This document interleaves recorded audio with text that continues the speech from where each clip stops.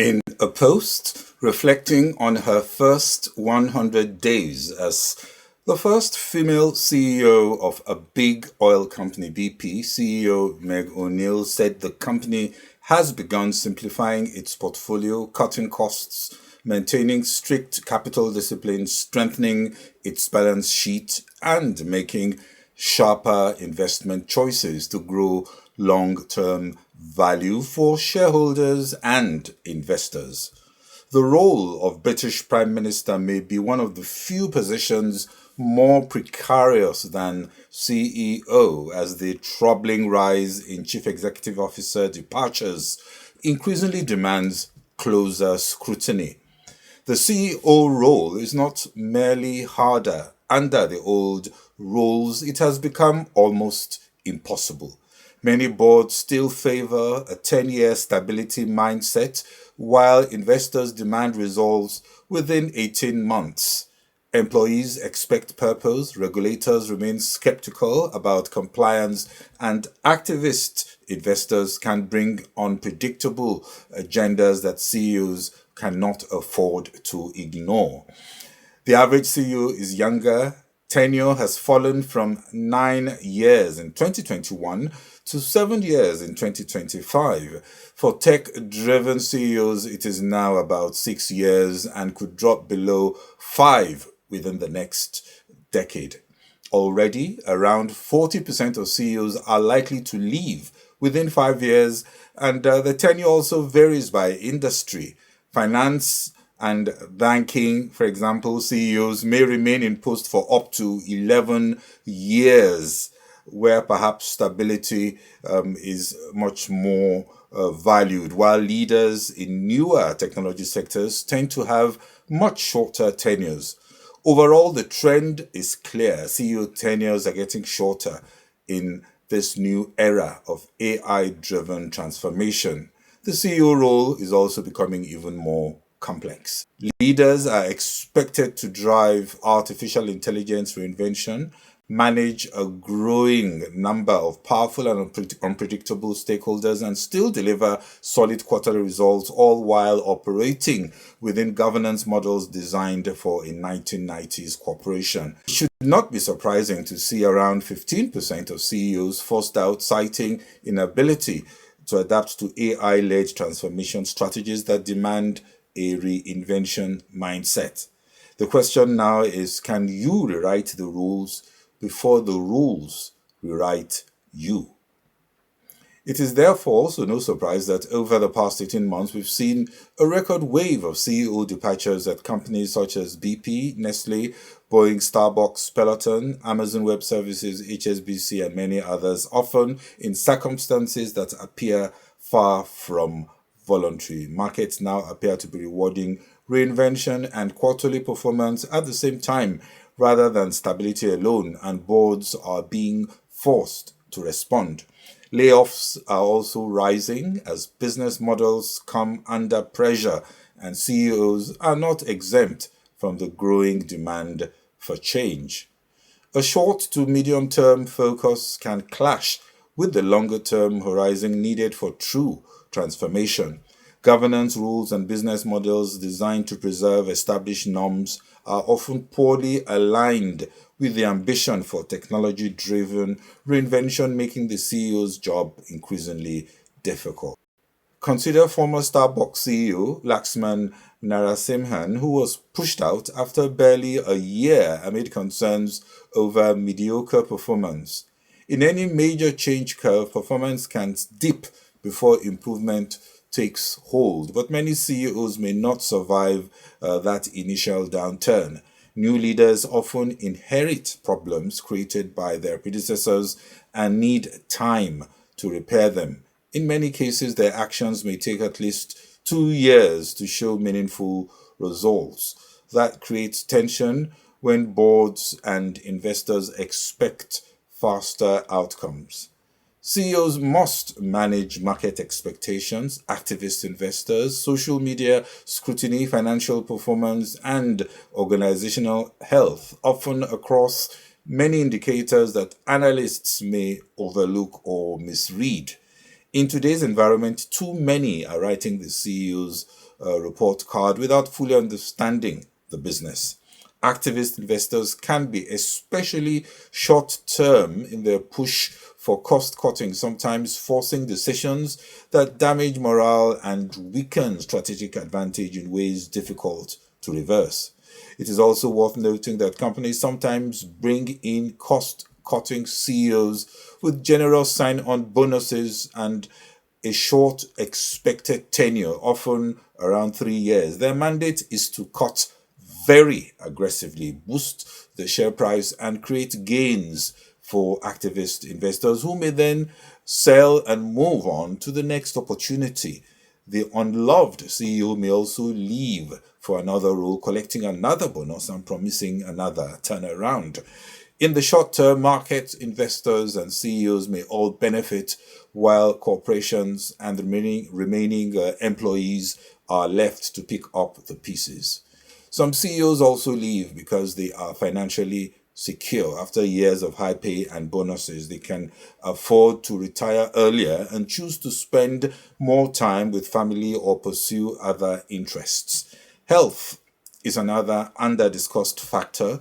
Working almost round the clock for 18 months can take a serious toll on physical and mental well being.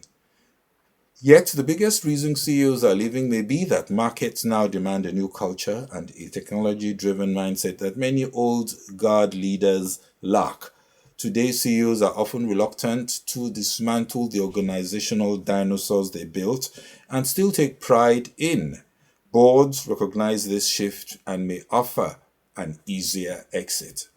The new TikTok era culture is real. Some companies now have roles such as chief enthusiasm officer and chief heart officer, positions that would have seemed unthinkable only a few years ago.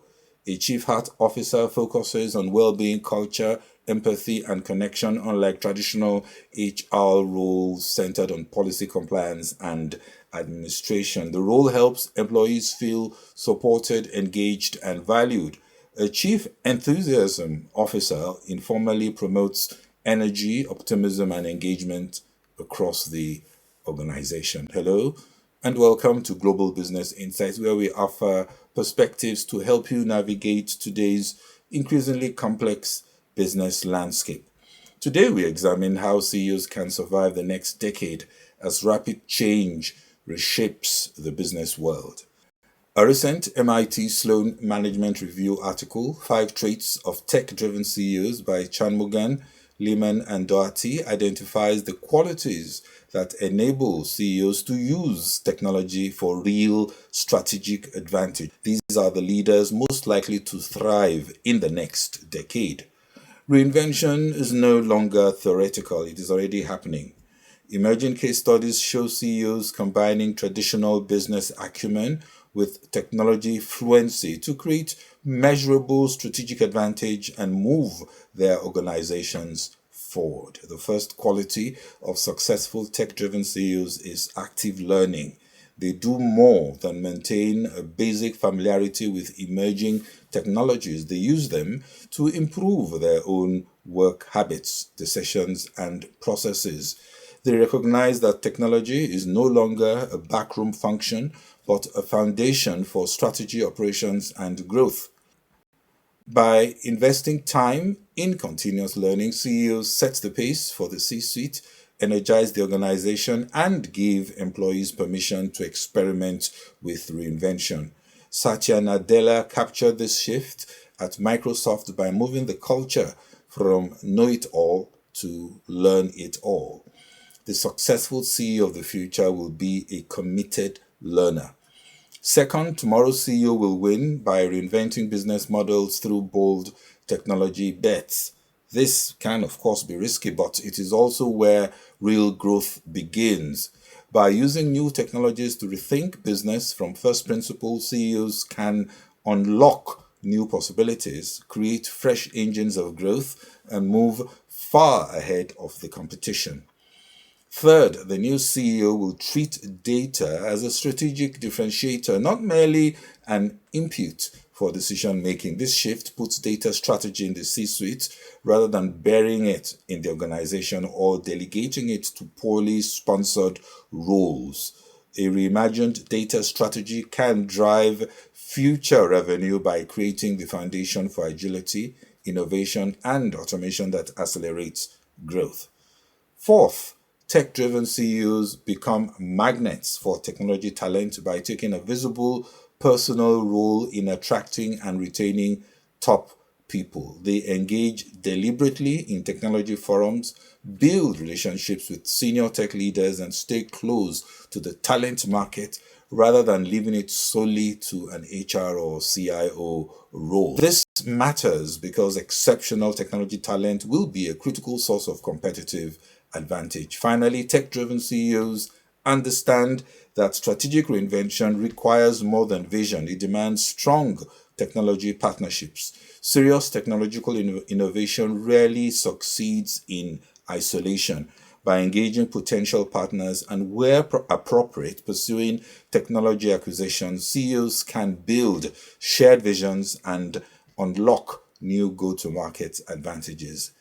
In short, as Sloan Management Review argues, we are now in the age of the tech-driven CEO, where mastery of AI, data, and automation is essential to lasting leadership.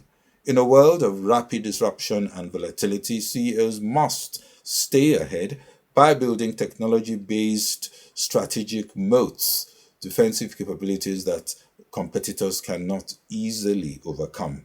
Traditional advantages such as scale and balance sheet strength may matter less in an environment that rewards agility, speed, adaptive architecture, and continuous learning. Boards will pay a premium for CEOs who can move AI from pilot to profit within 24 months while building the data, structures, talent, processes, and trust needed to pull years ahead of competitors in ways that are difficult to replicate.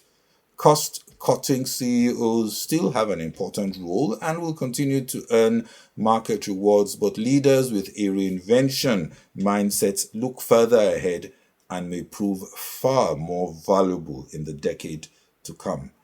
Still on the theme of reinvention, Kevin Walsh, the new US Federal Reserve boss, has just launched a major review of the institution's operations. Yesterday, he named experts serving on 5 task forces, including prominent Wall Street figures, business leaders, academics, and former Fed officials. Walsh last month also said the task forces would examine communications, data, the Fed's balance sheet productivity, and jobs, and the framework policymakers use to assess inflation, and, of course, how artificial intelligence impacts its price stability mandate.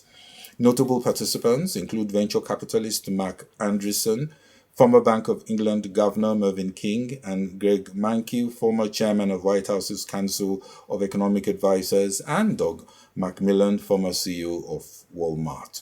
Markets are initially neutral, if not cautiously risk-off, as investors weigh what reinvention of the ultimate financial establishment could mean. Oil prices edged higher and were set for weekly gains because of renewed fears of supply disruptions from the key Middle East producing region. On markets, AI-related enthusiasm in Asia over the market debut of South Korean chip bellwether SK Hynix may be leading investors to brush off tit-for-tat attacks between the US and Iran. Asia-Pacific markets are mostly higher, tracking overnight strength in US chip makers, with South Korean equities leading gains in the region. SK Hynix's US trading debut later today after a $26.5 billion share sale will be a key test of investors' belief in the durability of the AI boom. Well, that's it on this special episode of Global Business Insights. We are now on Spotify, Apple, YouTube podcasts, and most popular platforms where you get your podcasts from. Remember to select the notification button if you subscribe on YouTube. Bye-bye.